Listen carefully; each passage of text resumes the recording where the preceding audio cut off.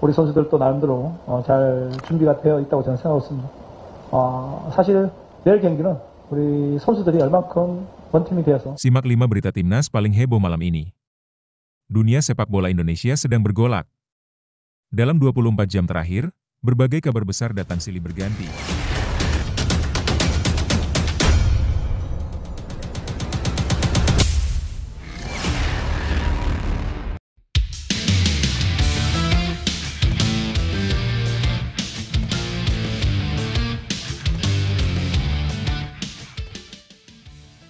Simak 5 berita timnas paling heboh malam ini. Dunia sepak bola Indonesia sedang bergolak. Dalam 24 jam terakhir, berbagai kabar besar datang silih berganti. Mulai dari kekalahan menyakitkan timnas senior, masa depan Patrick Kluivert yang mulai dipertanyakan, hingga isu kembalinya Shin Tae-yong yang makin ramai dibicarakan. Tak hanya itu, kabar transfer Nathan Choyaon, polemik naturalisasi di negara tetangga, serta persiapan timnas U17 dan timnas putri juga ikut mencuri perhatian. Semua dinamika ini menandakan satu hal, sepak bola Indonesia tak pernah sepi dari drama dan harapan. Dari kritik pedas hingga peluang baru, dari generasi muda hingga nama-nama senior, semuanya berpadu membentuk cerita besar yang layak untuk disimak. Berikut adalah 5 berita timnas paling panas yang wajib kamu ketahui malam ini. Jangan sampai ketinggalan. Berikut adalah rangkuman lengkapnya. Tapi, Mimin minta tolong tonton video ini sampai selesai, agar tidak ada kesalahpahaman yang terjadi. Dan tak bosan-bosan juga, tolong like dan share video ini ke media sosial kalian agar semua orang tahu apa yang sedang terjadi.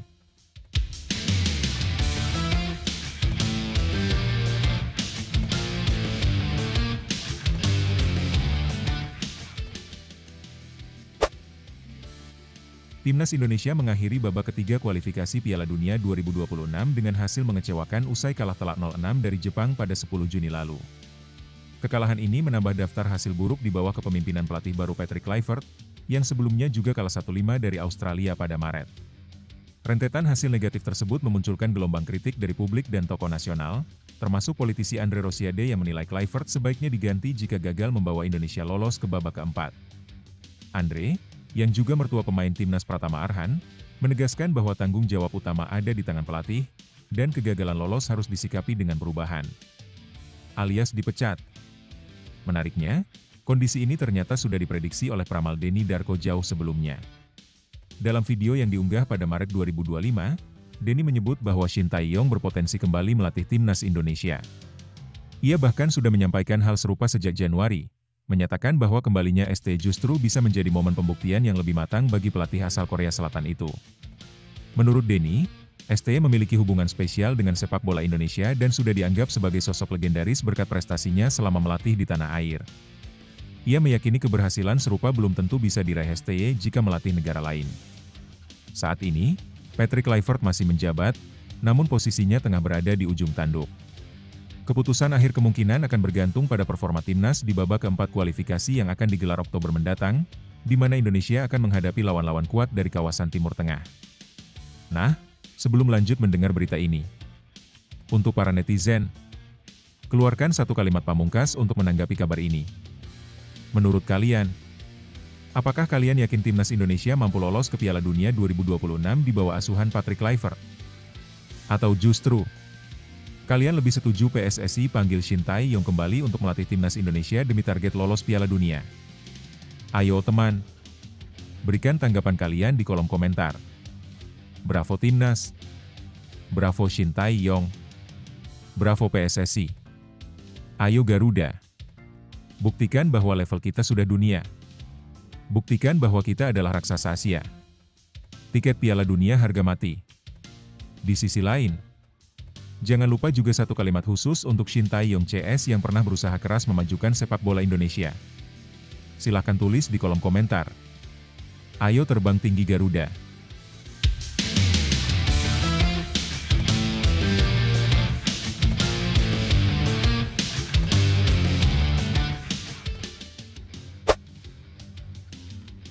Nathan Choyaon, bek berusia 23 tahun, saat ini berstatus bebas transfer setelah dilepas Swansea City pada akhir Juni 2025.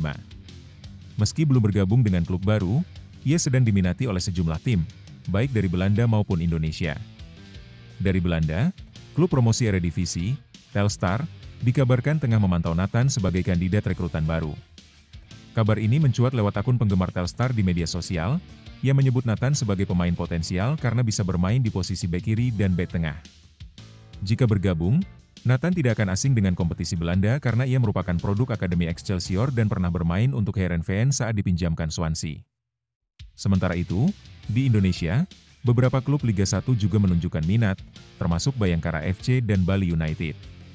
COO Bayangkara FC, Sumarji, menyatakan keterbukaan timnya jika Nathan bersedia bergabung. Saat ini, Nathan tengah menjalani latihan mandiri di Belanda sambil menanti tawaran terbaik. Masa depannya masih menjadi tanda tanya. Apakah ia akan kembali bersinar di Eredivisie atau memulai babak baru di Liga 1 Indonesia? Kemenangan telak 4-0 Malaysia atas Vietnam dalam kualifikasi Piala Asia 2027 memicu sorotan terkait banyaknya pemain naturalisasi di skuad Harimau Malaya. Nama-nama seperti Hector Hevel, Rodrigo Holgado, hingga Joao Virgueredo menjadi sorotan publik dan media, termasuk dari luar negeri, yang mempertanyakan keabsahan proses naturalisasi mereka.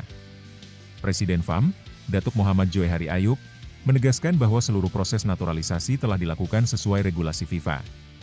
Ia menjelaskan bahwa pemain bisa membela suatu negara jika memiliki garis keturunan langsung atau telah tinggal di negara tersebut minimal 5 tahun setelah usia 18 tahun. Joy Hari juga memastikan bahwa semua dokumen pemain telah diverifikasi dan sah secara hukum internasional. Pernyataan ini diharapkan dapat menjawab keraguan publik dan menegaskan bahwa FAM tidak melanggar aturan dalam perekrutan pemain naturalisasi. PSSI resmi mengumumkan 34 pemain yang dipanggil untuk mengikuti pemusatan latihan, TC, Timnas Indonesia U17 sebagai persiapan menuju Piala Dunia U17 2025 di Qatar, yang akan berlangsung pada 3-27 November. TC akan digelar di Bali mulai 7 Juli hingga 10 Agustus 2025. Dalam skuad tersebut, terdapat 9 pemain diaspora yang turut memperkuat tim, seperti Feike Muller, Eizar Jacob, dan Lionel Detrey. Kehadiran mereka diharapkan dapat meningkatkan kualitas dan daya saing Garuda Muda di level internasional. Indonesia tergabung dalam grup H bersama Brasil, Honduras, dan Zambia, yang merupakan lawan-lawan kuat. Turnamen ini diikuti 48 negara, jumlah yang meningkat dari edisi sebelumnya pada 2023. Timnas U17 akan dilatih oleh Nova Arianto. Timnas Putri Indonesia akan menghadapi Pakistan pada laga kedua kualifikasi Piala Asia Wanita 2026, yang berlangsung Rabu, 2 Juli 2025 di Stadion Indomil Arena, Tangerang.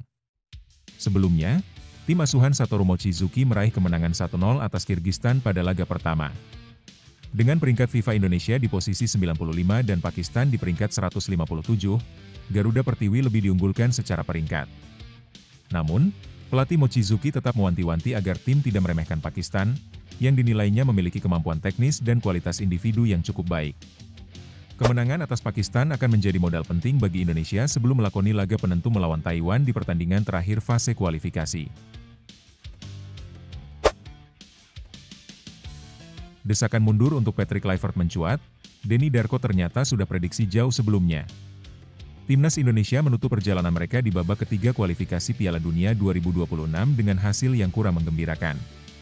Pada laga pamungkas tanggal 10 Juni lalu, tim Merah Putih harus takluk telak dari tim nasional Jepang dengan skor 0-6.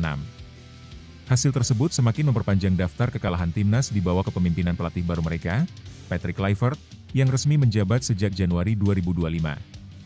Sebelumnya, saat menghadapi Australia pada 20 Maret, timnas juga dibekuk dengan skor mencolok 1-5. Rangkaian hasil buruk ini menimbulkan gelombang kritik terhadap performa dan strategi pelatih asal Belanda itu. Bahkan, sejumlah pihak mulai mempertanyakan apakah keputusan mengganti Shin Tae-yong dengan Kluivert adalah langkah yang tepat. Salah satu suara lantang datang dari Andre Rosiade, politisi sekaligus mertua pemain timnas Pratama Arhan. Dalam pernyataannya, ia menyebut bahwa jika Kluivert gagal membawa timnas lolos ke Piala Dunia, maka tidak ada pilihan lain selain menggantinya. Kalau tidak berhasil lolos di babak keempat, ya sudah, menurut saya sebaiknya Kluivert dan timnya diganti. Itu konsekuensinya, tegas Andre. Menariknya, jauh sebelum kondisi ini terjadi, peramal dan ahli tarot Denny Darko sudah mengungkapkan prediksi soal masa depan Kluivert dan timnas. Dalam video yang tayang di kanal YouTube-nya pada 21 Maret 2025, Denny menyampaikan bahwa tidak menutup kemungkinan Shin Tae-yong akan kembali menukangi timnas Indonesia. Lebih dari itu, Denny bahkan sudah menyebutkan kemungkinan kembalinya STY sejak Januari lalu. Ia merasa bahwa jika STY benar-benar kembali, itu justru menjadi peluang bagus untuk pelatih asal Korea Selatan tersebut dalam mempersiapkan pembuktian berikutnya. Saya sudah bilang dari beberapa bulan yang lalu, kalau Shin Tae-yong berpeluang kembali. Kalau ini terjadi, justru bagus buat dia karena bisa lebih siap saat kembali membuktikan kemampuannya, jelas Denny. Menurut Denny, hubungan antara Shin Tae-yong dan Indonesia adalah bentuk kerjasama yang saling menguntungkan. Ia menilai, STY sudah menjadi sosok legendaris di sepak bola Indonesia, dan prestasi yang diraihnya di sini belum tentu bisa diulang jika ia melatih negara lain. Shin sudah jadi legenda di Indonesia. Belum tentu dia bisa capai hal serupa kalau melatih tim lain, ujarnya. Meski saat ini Kluivert masih menjabat, nasibnya akan ditentukan dalam babak keempat kualifikasi Piala Dunia 2026 yang akan berlangsung Oktober mendatang. Indonesia akan bersaing dengan sejumlah negara dari kawasan Timur Tengah dalam perjuangan terakhir menuju Piala Dunia. Lebih lanjut, situasi yang dihadapi timnas Indonesia saat ini mencerminkan kegelisahan banyak pihak terhadap arah perkembangan tim nasional, terutama setelah pergantian pelatih dari Shin Tae-yong ke Patrick Kluivert. Harapan tinggi yang dibebankan kepada Kluivert tidak diiringi dengan hasil positif, sehingga kekecewaan pun meluas. Dua kekalahan besar dari Australia dan Jepang bukan sekadar kekalahan biasa, ini mengindikasikan adanya masalah mendalam, baik dari sisi taktik, mental, maupun persiapan tim. Desakan publik agar Kluivert mundur bukan hal mengejutkan, mengingat publik sepak bola Indonesia sudah terbiasa dengan standar tinggi sejak era STY yang membawa banyak kemajuan. Ketika harapan itu tidak terpenuhi, wajar bila muncul tuntutan akuntabilitas. Menariknya, ramalan Denny Darko yang menyebut peluang kembalinya Shin Tae-yong semakin diperhatikan publik. Terlepas dari keakuratan ramalan itu, faktanya banyak yang mulai mempertimbangkan bahwa kembalinya STY bisa menjadi solusi, karena ia sudah memahami karakter pemain dan dinamika sepak bola nasional. Namun demikian, terlalu dini untuk mengambil keputusan emosional. Kualifikasi masih berjalan, dan masih ada satu kesempatan di babak keempat. Jika Kluivert dan tim pelatihnya mampu melakukan evaluasi menyeluruh dan memperbaiki kekurangan, harapan itu belum sepenuhnya pupus. Tapi jika kegagalan kembali terjadi, maka desakan mundur mungkin bukan sekadar opini, melainkan tuntutan logis demi masa depan sepak bola Indonesia. Situasi sulit bukanlah akhir dari segalanya, justru di titik terendah itulah kekuatan sejati diuji dan dibentuk. Untuk para pemain timnas Indonesia, ingatlah bahwa kalian mewakili harapan jutaan orang. Kekalahan besar memang menyakitkan, tapi bukan alasan untuk menyerah. Justru dari rasa sakit itulah kalian bisa bangkit lebih kuat. Banyak tim besar di dunia pernah terjatuh, tapi mereka kembali berdiri karena mereka belajar, berbenah, dan percaya bahwa kerja keras tidak akan pernah mengkhianati hasil. Untuk para pelatih dan staf, kritik adalah bagian dari tanggung jawab besar yang kalian emban. Tapi selama ada kesempatan, masih ada harapan untuk membuktikan bahwa kalian pantas. Evaluasi, benahi, dan majulah dengan semangat baru. Perjalanan menuju Piala Dunia bukan jalan yang mudah, tapi bukan pula sesuatu yang mustahil. Dan untuk seluruh pecinta sepak bola Indonesia, jangan lelah percaya. Tim ini butuh doa, dukungan, dan energi positif dari semua pihak. Ketika satu hati mendukung dengan tulus, maka tim ini akan punya alasan lebih untuk terus berjuang. Kemenangan besar dimulai dari langkah kecil yang tak pernah berhenti. Tetap semangat, Garuda. Kita belum selesai. Nathan Choyaon masuk incaran klub promosi Eredivisie di tengah minat Liga 1. Setelah dilepas Swansea City pada akhir Juni 2025, Nathan Choyaon masih belum menemukan pelabuhan baru dalam karirnya. Namun, kabar positif datang dari Belanda. Salah satu klub promosi Eredivisie dikabarkan mulai melirik bek berusia 23 tahun tersebut. Nathan kini berstatus tanpa klub dan memilih untuk kembali ke kampung halamannya di Belanda. Lewat unggahan di media sosialnya, ia terlihat rutin menjalani latihan mandiri sembari menunggu tawaran yang cocok. Sementara itu, sejumlah tim dari Liga 1 Indonesia juga dikabarkan tertarik mengamankan jasa pemain keturunan Indonesia itu. Dua di antaranya adalah Bayangkara FC dan Bali United. CEO Bayangkara FC, Sumarji, bahkan mengungkapkan kesediaan timnya jika Nathan ingin bergabung. Hal ini ia sampaikan saat membahas nasib sejumlah pemain diaspora Indonesia yang belum memiliki klub, termasuk Tom Haye, Justin Hubner, Shane Patinama, dan Rafael Struijk. Semua kembali ke pemainnya. Kalau memang mereka bersedia gabung, tentu kami sangat terbuka, kata Sumarji kepada wartawan, termasuk bolasport.com. Di tengah ketertarikan dari klub-klub tanah air, Muncul rumor bahwa Nathan kini dipantau oleh Telstar, salah satu tim yang baru saja promosi ke Eredivisie musim 2025-2026. Kabar ini pertama kali beredar dari akun X, Twitter, milik penggemar Telstar, Kroon de Burg. Dalam unggahannya, ia menyebutkan bahwa Telstar memasukkan nama Nathan Choyaon dalam daftar pemain yang sedang dipantau. Nama Nathan Choyaon muncul di spekulasi Indice Keuken. Pemain 23 tahun itu bebas transfer dari Swansea, dan bisa bermain di posisi bek kiri maupun bek tengah, tulisnya. Jika benar bergabung dengan Telstar, Nathan tidak perlu beradaptasi terlalu lama dengan atmosfer kompetisi di Belanda. Ia merupakan lulusan Akademi Excelsior dan pernah memperkuat klub tersebut dari level junior hingga senior sebelum akhirnya merantau ke Inggris. Nathan juga sempat dipinjamkan Swansea ke klub Eredivisie lainnya, Heerenveen, selama setengah musim. Telstar sendiri sukses meraih tiket promosi ke Eredivisie setelah melalui babak playoff yang cukup ketat musim lalu.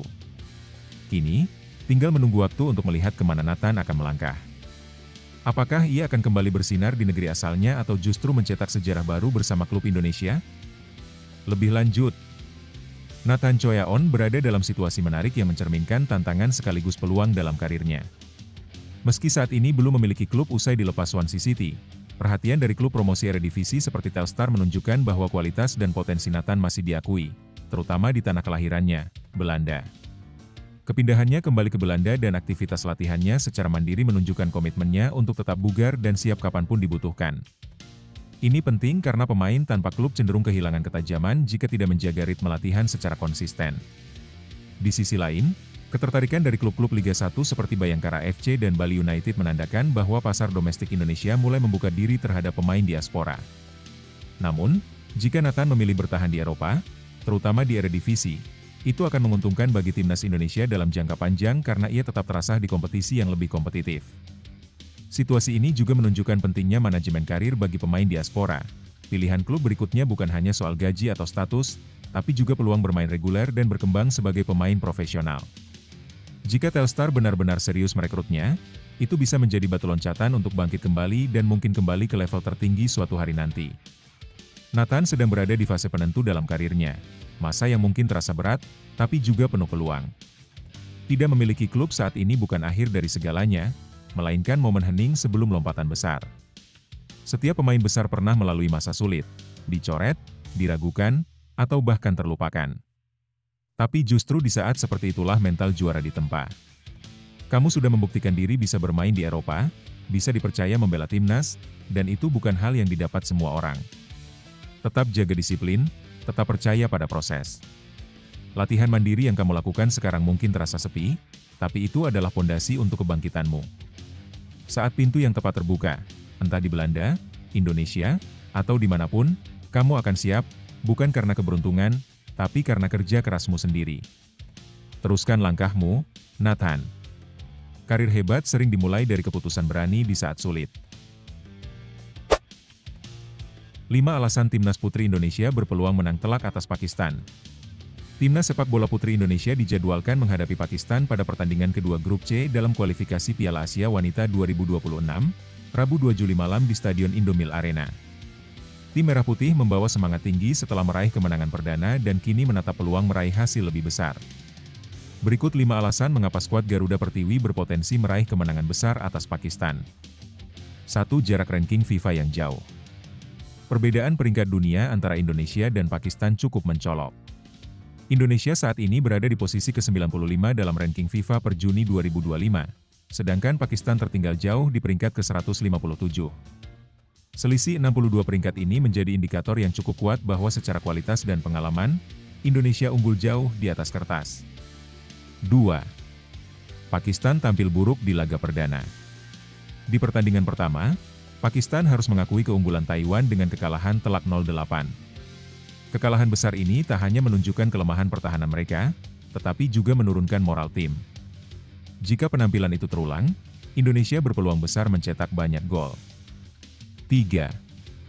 Modal kemenangan atas Kirgistan. Indonesia membuka kiprah di Grup C dengan hasil positif usai mengalahkan Kirgistan 1-0.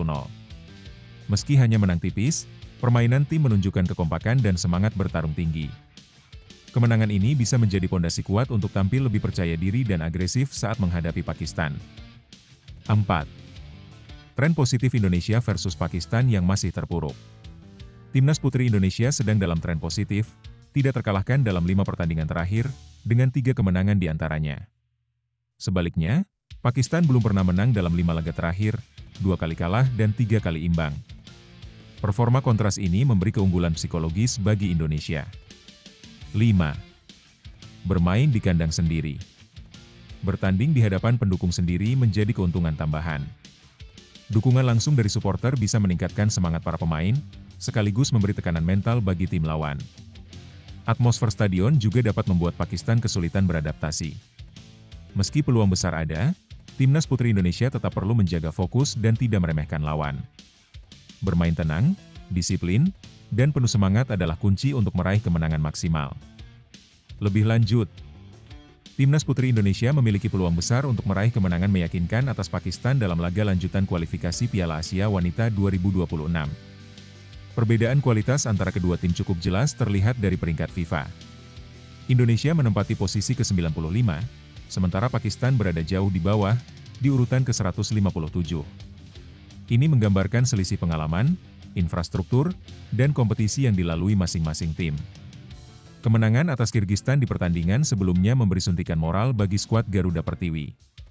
Meski hanya menang tipis 1-0, permainan mereka menunjukkan kerja sama tim yang solid dan potensi untuk berkembang lebih tajam dalam hal penyelesaian akhir.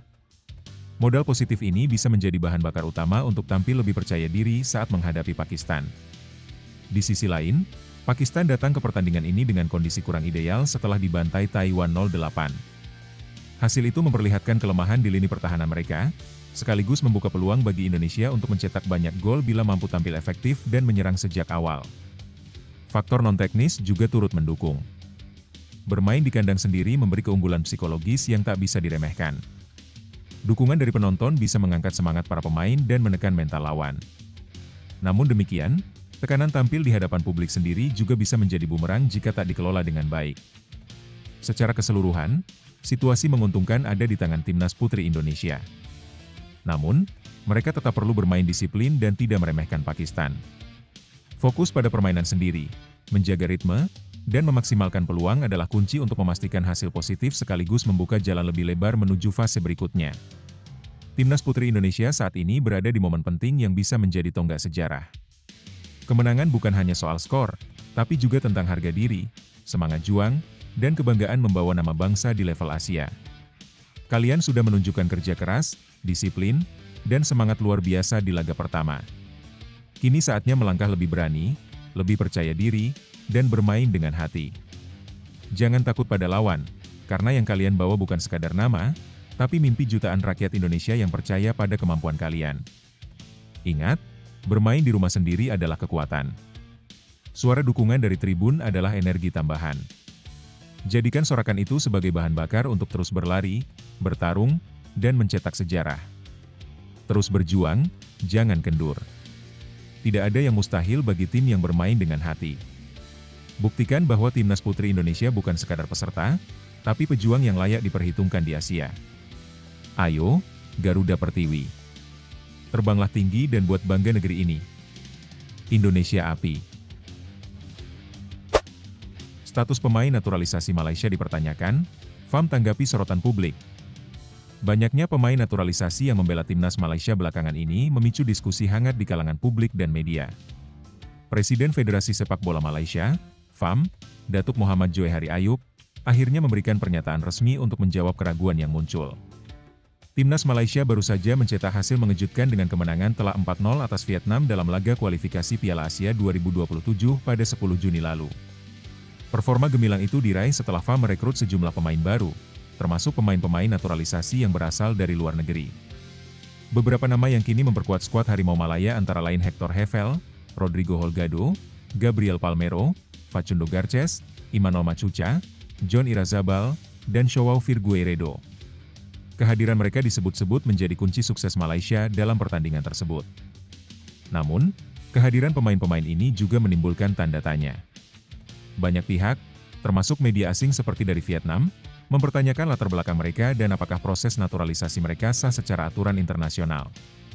Bahkan, sebagian membandingkannya dengan Indonesia, yang mayoritas pemain naturalisasinya berasal dari keturunan Belanda, sehingga dinilai lebih logis secara historis. Terkait hal ini, Datuk Joy Hari Ayub menegaskan bahwa seluruh proses naturalisasi dilakukan sesuai regulasi resmi yang ditetapkan oleh FIFA. Ia menjelaskan bahwa pemain keturunan bisa memperkuat suatu negara jika mereka memiliki garis keturunan langsung, baik dari orang tua atau kakek nenek, yang berasal dari negara tersebut. Selain itu, FIFA juga memperbolehkan pemain membela negara tertentu jika telah tinggal selama 5 tahun berturut-turut di negara itu setelah usia 18 tahun. FAM disebut telah memastikan semua pemainnya memenuhi syarat-syarat tersebut. Kami mematuhi semua ketentuan FIFA dalam proses naturalisasi ini, ujar Datuk Joy Hari. Semua data dan dokumen pemain telah diverifikasi secara lengkap dan sah sesuai panduan FIFA. Pernyataan ini diharapkan dapat meredakan keraguan publik dan memperjelas bahwa tidak ada pelanggaran dalam perekrutan pemain-pemain tersebut. Lebih lanjut, situasi yang sedang terjadi di Timnas Malaysia mencerminkan dilema yang kerap muncul saat sebuah negara memilih jalur naturalisasi untuk memperkuat skuad nasionalnya. Di satu sisi, keputusan FA mendatangkan pemain keturunan atau pemain asing dengan latar belakang yang sesuai aturan FIFA adalah strategi sah yang kerap dipakai banyak negara, termasuk Indonesia, Jepang, dan Qatar. Namun di sisi lain, publik dan media, terutama dari negara pesaing seperti Vietnam, mulai mempertanyakan validitas asal-usul pemain-pemain tersebut karena ada kesan instan dan tidak transparan. Pertanyaan soal asal-usul pemain makin mencuat karena sebagian besar pemain yang dinaturalisasi belakangan ini tidak punya hubungan emosional atau historis yang kuat dengan Malaysia. Berbeda dengan Indonesia, yang banyak merekrut pemain keturunan dari Belanda karena hubungan sejarah panjang kolonialisme, Malaysia kini terlihat lebih agresif mencari talenta dari negara-negara seperti Argentina dan Spanyol tanpa ikatan sejarah yang jelas. Reaksi FAM dalam hal ini sebenarnya cukup tegas dan formal. Mereka menyatakan bahwa proses naturalisasi dilakukan sesuai regulasi FIFA, yang memang membuka jalan bagi pemain keturunan maupun pemain yang telah menetap dalam jangka waktu tertentu untuk bisa membela negara baru. Namun, pernyataan itu tidak serta-merta memadamkan kritik. Banyak pihak merasa perlu ada transparansi lebih mengenai proses verifikasi keturunan atau masa tinggal para pemain ini. Performa impresif Timnas Malaysia saat membantai Vietnam 4-0 jelas jadi pembenaran bagi pihak FAM bahwa keputusan mereka membawa dampak positif secara prestasi. Tetapi kemenangan itu justru memperbesar sorotan, karena publik jadi makin penasaran dari mana sebenarnya kekuatan baru Malaysia berasal. Ini juga menimbulkan pertanyaan jangka panjang. Apakah Malaysia membangun fondasi timnas yang berkelanjutan atau hanya mengejar hasil cepat? Situasi ini patut dijadikan bahan refleksi bagi federasi sepak bola manapun, termasuk Indonesia, agar proses naturalisasi tetap mengutamakan integritas, transparansi, dan keberlanjutan jangka panjang, bukan sekadar mengejar kemenangan sesaat dengan wajah-wajah asing yang belum tentu paham arti membela lambang negara. Timnas Putri Indonesia siap hadapi Pakistan di laga kedua kualifikasi Piala Asia 2026. Timnas Putri Indonesia akan kembali berlaga dalam pertandingan kedua kualifikasi Piala Asia Wanita 2026 dengan menghadapi Pakistan. Pertandingan ini dijadwalkan berlangsung pada Rabu, 2 Juli 2025, pukul 20 WIB di Stadion Indomil Arena, Tangerang. Pada laga pertama yang digelar Minggu 29 Juni, Garuda Pertiwi sukses meraih kemenangan tipis 1-0 atas Kirgistan.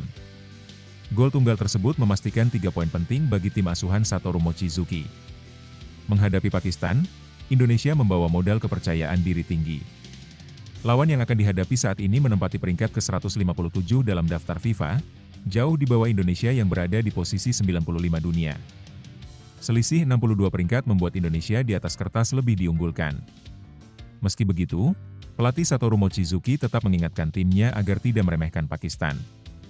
Ia menilai Pakistan memiliki pemain dengan kemampuan teknis dan kualitas individu yang baik. Pakistan akan jadi lawan kami berikutnya. Mereka tim yang cukup kuat dan bukan lawan yang bisa dianggap enteng. Kami perlu menyesuaikan susunan pemain, ujar pelatih asal Jepang itu. Secara teknis mereka bagus. Kami harus hati-hati, terutama terhadap potensi serangan balik saat kami menguasai bola, lanjutnya. Kemenangan atas Pakistan bisa menjadi bekal penting sebelum menghadapi laga penentu melawan Taiwan di pertandingan terakhir babak kualifikasi. Lebih lanjut, pertandingan kedua Timnas Putri Indonesia melawan Pakistan di kualifikasi Piala Asia Wanita 2026 menjadi momen krusial yang bisa menentukan arah perjalanan Garuda Pertiwi. Dengan kemenangan tipis atas Kirgistan sebelumnya, semangat tim jelas sedang tinggi. Kepercayaan diri ini adalah aset penting, apalagi menghadapi lawan yang secara peringkat FIFA berada jauh di bawah Indonesia. Namun, penting untuk diingat bahwa sepak bola tidak hanya soal peringkat. Pakistan, Meskipun di posisi 157 dunia, tetap berpotensi memberikan kejutan, apalagi jika Indonesia lengah atau terlalu percaya diri. Peringatan dari pelatih Satoru Mochizuki soal kemampuan teknis dan serangan balik Pakistan patut diperhatikan. Pelatih asal Jepang itu menunjukkan pendekatan yang bijak dan realistis, menegaskan pentingnya kehati-hatian dalam strategi. Pertandingan ini juga menjadi kesempatan bagi pemain-pemain Indonesia untuk menunjukkan perkembangan di bawah arahan pelatih baru, sekaligus membangun momentum menjelang laga terakhir melawan Taiwan yang kemungkinan besar akan jadi penentu lolos atau tidaknya ke putaran berikutnya. Secara keseluruhan, jika Indonesia mampu bermain disiplin, mengontrol tempo, dan tidak terpancing permainan lawan, peluang untuk meraih 3 poin sangat terbuka. Namun, fokus dan rasa hormat terhadap lawan harus tetap dijaga agar tidak kecolongan. Laga ini bukan hanya soal hasil, tapi juga tentang bagaimana tim ini membuktikan kematangannya secara taktik dan mental. Untuk seluruh skuad Garuda Pertiwi, ini adalah momen kalian. Setiap tetes keringat yang sudah kalian curahkan dalam latihan, setiap pengorbanan yang kalian buat jauh dari keluarga, semua itu menuju ke satu tujuan, mengharumkan nama Indonesia. Jangan pandang lawan dari peringkatnya. Pandang mereka sebagai tantangan untuk kalian buktikan bahwa kerja keras, semangat juang, dan kebanggaan membela merah putih adalah kekuatan sejati kita. Kalian bukan hanya bermain untuk menang, tapi untuk menginspirasi jutaan perempuan Indonesia bahwa mereka juga bisa bermimpi besar dan mencapainya. Saat kalian melangkah ke lapangan, ingat, kalian tidak sendiri. Seluruh bangsa mendukung. Tunjukkan karakter, tunjukkan nyali, dan buktikan bahwa Garuda Pertiwi terbang bukan karena takut kalah, tapi karena berani menang. Mainlah dengan hati, berjuang dengan kepala tegak. Indonesia percaya pada kalian.